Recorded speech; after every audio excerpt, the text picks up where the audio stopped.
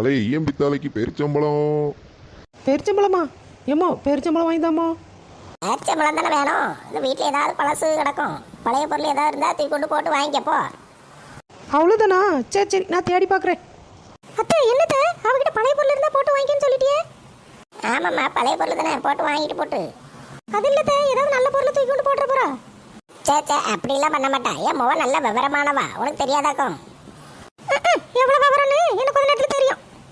சரி அத்தை, எனக்கு கிச்சனில் வந்து வேலை இருக்கு, நான் போயிட்டு வரேன். என்னென்னது நீ மட்டும்தான் இருக்கா? அப்பவே பேரிச்சம்பழம் வாங்கி தங்கணும். நீ வாங்கி தின்னுட்டியா? அதெல்லாம் அப்போவே தின்னாச்சு. சரி நாத்து, உங்க அம்மா எங்க? ரொம்ப நேரமா ஆளே காணோம். அவையே இப்போ எந்த ஊரில் இருக்காவளோ யாருக்கு தெரியும். என்னது ஊருக்கா? என்கிட்ட சொல்லவே இல்லை போறேன்னு. அவையே எங்கே போனவே? நான் தான் அனுப்பி வச்சேன். என்னது நீ அனுப்பிச்சியா? ஆமாம், பேரிச்சம்பழம் வாங்குறதுக்கு பழைய பொருள் எதுவும் கிடைக்கல. நம்ம வீட்டில் இருக்கிறதுலே பழசு எங்கள் அம்மா தான். அதான் தூக்கி கொண்டு போட்டு பேரிச்சம்பழம் வாங்கி தின்னுவிட்டேன்.